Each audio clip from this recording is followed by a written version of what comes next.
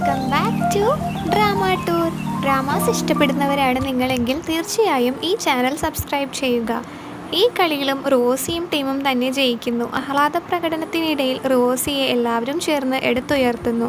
അവൻ്റെ നെഞ്ചിലിരുന്ന ബോൾ പുറകിൽ നിന്ന് ഷിയാമിയുടെ തലയിൽ ഇടിച്ച് കാൽ തെന്നി അവൾ വീഴുന്നു. യുവാൻ അവളെ എടുക്കാനൊരുങ്ങുമ്പോൾ അത് തടഞ്ഞ് അവളെ എടുക്കാൻ ഹാൻ വന്നു. അവളെയും തള്ളിമാറ്റി റോസി നേരെ ഷിയാമിയെ കൊണ്ട് ഡോക്ടറുടെ അടുത്തേക്ക് പോയി. ഡോക്ടർ പരിശോധിച്ച് ഷിയാമിക്ക് റെസ്റ്റ് പറയുന്നു. എന്നാൽ മാച്ച് കാണാൻ പറ്റാത്ത സങ്കടമാണ് അവൾക്ക്. റോസിയെ റെക്കോർഡ് ചെയ്ത് കാണിച്ചു തരാമെന്ന് പറഞ്ഞ് അവളെ ആശ്വസിപ്പിക്കുന്നു. മുറിവ് പറ്റിയ റോസിയെയും വഴക്ക് പറയുന്നുണ്ട് ഡോക്ടർ. ഇരുവർക്കും ലീവ് ചോദിക്കാൻ ഫാനിയാനെയും റിയോത്തറിനെയും ഏർപ്പാട് ചെയ്യുന്നു. എല്ലാവരും പോയപ്പോൾ കളി കാണാൻ നിനക്ക് ഞാനൊരു വഴിയുണ്ടാക്കി തരാമെന്ന് റോസി ഷിയാമിയോട് പറയുന്നു. കളിയുള്ള ദിവസം റിയോത്തിയർ ഷിയാമിയുടെ കൂടെ നിൽക്കാമെന്ന് പറഞ്ഞെങ്കിലും അവൾ അതിന് സമ്മതിച്ചില്ല. ഫാനിയാൻ അവൾക്കൊരു ബോക്സ് സ്നാക്സ് കൊടുക്കുന്നു ബോറടി മാറ്റാൻ. റോസി അവൾക്കൊരു ബൈനോക്കുലർ കൊടുത്ത് അതിലൂടെ കളി കാണാൻ പറയുന്നു. അവർ മാത്രമുള്ള നിമിഷങ്ങളാണത്. ശേഷം അവനൊരു പേനയും അവൾക്ക് നൽകുന്നു. ഇന്നലെ സ്റ്റേഷനറി കടയിൽ കണ്ടപ്പോൾ ഇതിനൊപ്പം വാങ്ങിയതാണെന്നൊക്കെ അവൻ തട്ടി ഇടുന്നുണ്ട്. അവൾ ആ ബൈനോക്കുലർ പ്രവർത്തിപ്പിച്ചു നോക്കുന്നു. ശേഷം ഇരുവരുടെയും കൈകൾ കൂട്ടിമുട്ടുന്ന രംഗത്തിൽ പ്രണയം ഒളിച്ചിരിക്കുന്നു. അവൻ്റെ കയ്യിൽ അവൾ ആ പെൻ കൊണ്ട് ഓൾ ദ ബെസ്റ്റ് വരച്ചു കൊടുക്കുന്നു. അവൻ ആ റൂം വിട്ടു പോകുന്നു. അവൾ ജനലിനരികിലേക്ക് പോയി ബൈനോക്കുലറിൽ കൂടെ നോക്കുന്നു. റോസിക്ക് ഓൾ ദ ബെസ്റ്റ് കൊടുക്കുന്നു. ശേഷം അവൻ കളിക്കളത്തിലേക്ക്. ഷിയാമി അവനെ തന്നെ നോക്കിക്കൊണ്ട് അങ്ങനെ നിൽപ്പാണ്. ഇടയ്ക്കിടയ്ക്ക് അവൾ ഒറ്റയ്ക്ക് തുള്ളിച്ചാടുന്നുണ്ട്. അവരും കളിയുടെ ഇടയിൽ അവളെ തന്നെ നോക്കുന്നു. കളിയിൽ അവരാണ് ജയിച്ചതെന്ന് അനൗൺസ്മെൻറ്റ് ഷിയാമി കേൾക്കുന്നു. പിന്നാലെ തന്നെ റോസിയും ഈ വിവരം പറയാൻ അവളുടെ അടുത്തേക്ക് ഓടി വരുന്നു. അവൾ വരച്ച ഭാഗ്യചിഹ്നമാണിതിന് പിന്നിലെന്നും ജയിച്ചതിൽ അവൾക്കും പങ്കുണ്ടെന്നും അവൻ പറയുന്നു.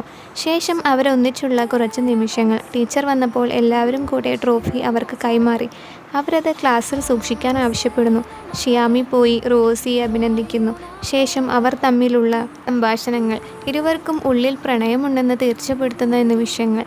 ഷിയാമിയോട് അവൻ ഭക്ഷണം വാങ്ങിത്തരാൻ ആവശ്യപ്പെടുന്നു. അടുത്തയാഴ്ച വീട്ടിൽ ആരും ഇല്ലാത്തത് കൊണ്ട് തനിക്ക് കഴിക്കാൻ ഭക്ഷണമില്ലെന്ന് അവൻ പറഞ്ഞപ്പോൾ ഒരേ ഒരു ഡിഷ് മാത്രമേ തനിക്കുണ്ടാക്കാൻ അറിയൂ, അതുണ്ടാക്കി തരാമെന്ന് അവൾ പറയുന്നു. അവൾ അവൻ്റെ വീട്ടിലേക്ക് സാധനങ്ങളുമായി പോകുന്നു. അവൻ അവളെ കാത്ത് മുന്നിൽ തന്നെ നിൽപ്പുണ്ടായിരുന്നു.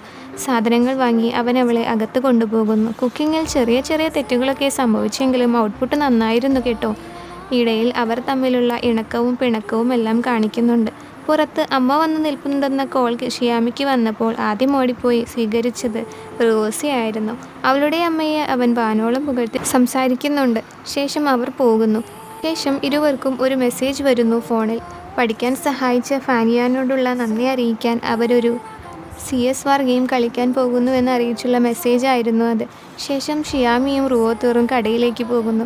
ഇരുവർക്കും ഒരേ ബ്രേസ്ലെറ്റ് ഇഷ്ടപ്പെടുന്നു. എന്നാൽ അതൊരൊറ്റ പീസ് മാത്രമേ ബാക്കിയുണ്ടായിരുന്നുള്ളൂ. ഒടുവിൽ റിയോത്തർ ഷിയാമിയുടെ നിർബന്ധപ്രകാരം അത് വാങ്ങി. പക്ഷേ അതവൾ ഷിയാമിയുടെ കയ്യിൽ തന്നെ ഇട്ടുകൊടുത്തു. അവരാ കടയിലെ സാധനങ്ങൾ ഓരോന്നായി നോക്കുന്നു. അവളൊരു ഗിഫ്റ്റ് റോസിക്ക് വാങ്ങുന്നു. ബാഗ് മറന്നു വെച്ച ഷിയാമി അതെടുക്കാൻ പോകുമ്പോൾ റിയോത്തർ ആരെയോ കണ്ട് പേടിച്ച് ഓടി ബാത്റൂമിൽ കയറി ഒളിക്കുന്നു. അയാൾ അവളെ പിന്തുടർന്നു. കുറേയേറെ നേരം പുറത്തു നിന്നെങ്കിലും അവൾ പുറത്തു വന്നില്ല.